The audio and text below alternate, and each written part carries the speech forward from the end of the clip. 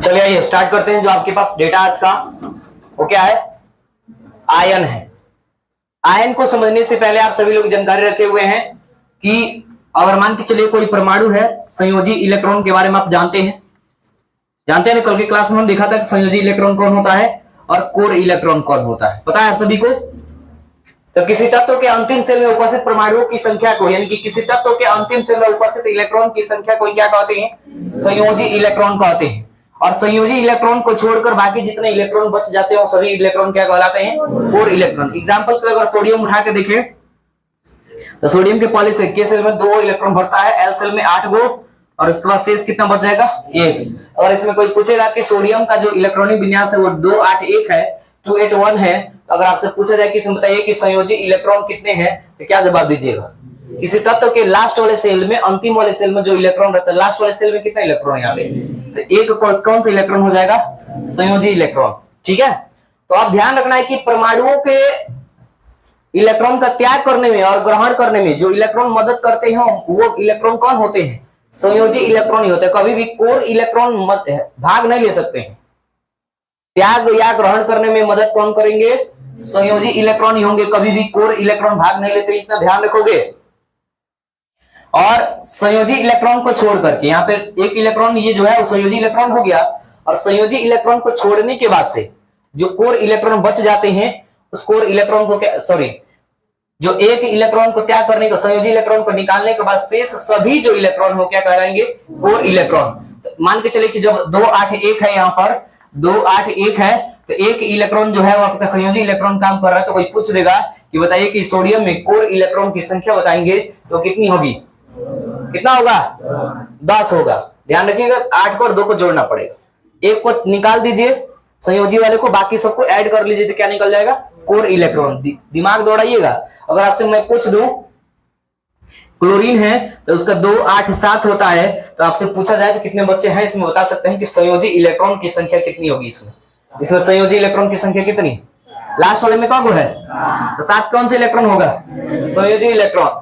और इस वाले इलेक्ट्रॉन को छोड़कर बाकी जितने इलेक्ट्रॉन बच जाते हैं वो सभी इलेक्ट्रॉन क्या कहलाएंगे। तो इसमें क्लोरीन में कोर इलेक्ट्रॉन का हुआ, कितने हुए, 10।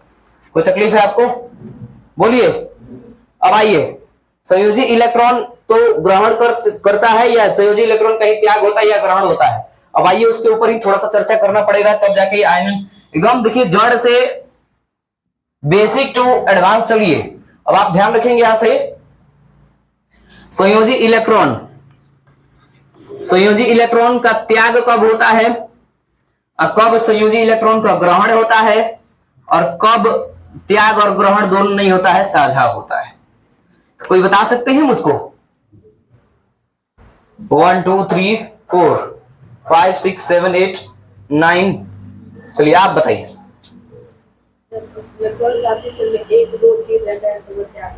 बढ़ जाइए। जब किसी तत्व के अंतिम सेल में उपस्थित इलेक्ट्रॉन, संयोजी इलेक्ट्रॉन की संख्या कितनी होगी, या तो 1 आए, 2 आए या 3 आए। तो जब किसी तत्व के अंतिम सेल में उपस्थित इलेक्ट्रॉन की संख्या 1 2 या 3 रहता है तो हमेशा कौन सी घटना होगी, वो हमेशा अपने अंदर से निकाल के फेंकेगा, अर्थात त्याग करेगा।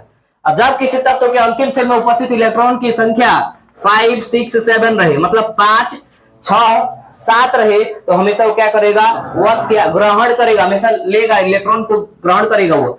और जब बेटा किसी तत्व के अंतिम सेल में उपस्थित इलेक्ट्रॉन की संख्या, यानी कि संयोजी सेल में इलेक्ट्रॉन की संख्या कितनी हो, 4 हो, तब वो न तो त्याग कर सकता है और न ही ग्रहण कर सकता, हमेशा क्या करेगा, साझा की क्रिया होगी, साझेदारी की क्रिया होगी। तो याद रखोगे, जब किसी तत्व के अंतिम सेल में उपस्थित इलेक्ट्रॉन की संख्या 1 2 या 3 होता है तो हमेशा क्या करेगा, त्याग होगा उस दशा में। जब किसी तत्व के अंतिम सेल में उपस्थित इलेक्ट्रॉन की संख्या 5 6 7 होती है तो हमेशा वो क्या करेगा, ग्रहण की क्रिया होगी। और जब किसी तत्व के अंतिम सेल में 5 6 7 1 2 3 छोड़कर केवल 4 इलेक्ट्रॉन आ जाए तो नहीं त्याग हो सकता है और नहीं ग्रहण हो सकता है, हमेशा साझा की क्रिया होगी।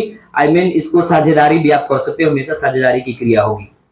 ठीक है, तो अब आप ध्यान रखना है कि साझेदारी के कारण कभी भी आयन तो बन नहीं सकते हैं, इसलिए साझेदारी को यहां से डिलीट कर रहा हूं। अब आप ध्यान रखिएगा आयन का निर्माण कैसे होता है, आयन कैसे बनता है। तो सबसे पहले हम सभी लिखे हुए हैं कि जब कोई तत्व अपना अष्टक पूरा करने के लिए जब कोई तत्व अपना क्या करने के लिए, अष्टक पूरा करने के लिए, अष्टक पूरा करने के लिए या तो तत्वों का क्या करता है, त्याग करता है, या तत्वों यानी कि ध्यान रखिएगा, जब कोई तत्व अपना अष्टक पूरा करने के लिए इलेक्ट्रॉन का या क्या करता है, वह त्याग करता है या इलेक्ट्रॉन को क्या करता है, ग्रहण करता है, तो उसके ऊपर एक विशेष प्रकार का चिन्ह आ जाता है, जिस चिन्ह को ही क्या कहते हैं, आयन के नाम से जानते हैं। अब मान के चलिए त्याग कर देंगे, त्याग करने के कारण क्या होता है, व्यक्ति धनायन बनता है, मतलब धनवान बनता है, ऋणवान बनता है, इस बात की जानकारी ले लीजिए। और मान के चलिए कि आपके पास बैंक बैलेंस में आपके पास 12 लाख रुपए है, आपने क्या किया, 2 लाख किसी को कर्ज दे दिया कि लो भाई ये 2 लाख रुपए, उसको आवश्यकता है, उसने मांग लिया कि 2 लाख हमें दे दीजिए और बदले में जो इंटरेस्ट होगा आप ले लीजिएगा। तो आप बताइए कि आप धनवान हुए कि ऋणवान बने?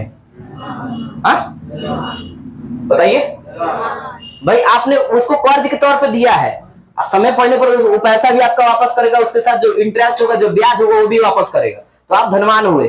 जब इलेक्ट्रॉन का त्याग होता है ना, ध्यान रखिएगा कि अब यहां से कंफर्म कर लीजिए कि जब कोई तत्व अपना अष्टक पूरा करने के लिए इलेक्ट्रॉन का त्याग करता है या इलेक्ट्रॉन को ग्रहण करता है, वो भी कहा कि संयोजी इलेक्ट्रॉन को या संयोजी सेल में उपस्थित इलेक्ट्रॉन को। संयोजी सेल किसे कहते हैं? किसी तत्व के अंतिम सेल को ही क्या कहते हैं? संयोजी सेल कहते थे। किसी तत्व के अंतिम सेल में उपस्थित इलेक्ट्रॉन की संख्या क्या होती है? संयोजी इलेक्ट्रॉन होती है। तो जब कोई तत्व संयोजी इलेक्ट्रॉन का त्याग करता है या ग्रहण करता है तो उसके ऊपर क्या आता है, एक विशेष प्रकार का चिन्ह आ जाता है, जिसे क्या कहते हैं, आयन कहते हैं। आयन कितने प्रकार का होता है? 2 प्रकार का। पहला कौन है? धनायन। धनायन को बेटा इंग्लिश में कैटायन बोलते हैं, और दूसरा कौन है? ऋणायन। तो ऋणायन को इंग्लिश में एनायन कहते हैं। ध्यान रखिएगा इस बात को। और इसके अलावे कि जब कोई तत्व के अंतिम सेल में से इलेक्ट्रॉन का त्याग होता है तो वह परमाणु कैसा होता है? धनाविष्ट, मतलब प्लस में बदल जाता है। और इस धनाविष्ट परमाणु को ही क्या कहते हैं? धनायन कहते हैं। ठीक उसी का अपोजिट ले लीजिए, उल्टा ले लीजिए कि जब कोई तत्व क्या करेगा, इलेक्ट्रॉन को ग्रहण करेगा। और मान के चलिए कि हम आपने जिसको कर्ज दिया था, आप तो धनवान हो गए, लेकिन उसने 2 लाख कर्ज आपसे लिया है, तो उसको ये टेंशन बनी रहेगी, उसको चुकता करना है, उस पैसे को वापस करना है। भले उसने 2 लाख लिया, वो भी उसके पास भी पैसा हो गया, लेकिन उसके ऊपर माइनस चार्ज आ जाएगा भाई, क्योंकि उसने पैसा कर्ज लिया है। कोई भी कहे कि इसने कर्जा लिया, भले 2 लाख उसके पास है, लेकिन वो कर्ज के तौर पे है, तो कर्ज होता है तो माइनस चार्ज होता है। यानी कि ध्यान रखिए कि जब कोई तत्व इलेक्ट्रॉन संयोजी सेल में उपस्थित इलेक्ट्रॉन को ग्रहण करता है तो वह ऋणाविष्ट हो जाता है। कैसा हो जाता है? ऋणाविष्ट हो जाता है, अर्थात माइनस चार्ज उस पे आ जाता है। और यही क्या ऋणाविष्ट को ही हम क्या कहते हैं? ऋणायन कहते हैं। तो धनायन का मतलब यहाँ पर ध्यान समझेंगे प्लस पॉजिटिव आयन, यानी कि कैटायन प्लस, ऋणायन का मतलब क्या समझेंगे? माइनस। कंफर्म हो कि जब कोई तत्व के परमाणु अपने अष्टक को पूरा करने के लिए संयोजी इलेक्ट्रॉन का त्याग करता है या ग्रहण करता है तो उसके ऊपर एक विशेष प्रकार का चिन्ह आ जाता है, जिस चिन्ह को ही क्या कहते हैं?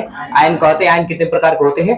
2 प्रकार के होते हैं, जिसमें पहला कौन होता है? धनायन, दूसरा कौन होता है? ऋणायन। धनायन का मतलब कौन सा चार्ज? Plus charge. ऋणायन का मतलब कौन सा चार्ज? Minus charge. धनायन को इंग्लिश में कैटायन बोलेंगे और ऋणायन को इंग्लिश में एनायन बोलते हैं, पता है ना।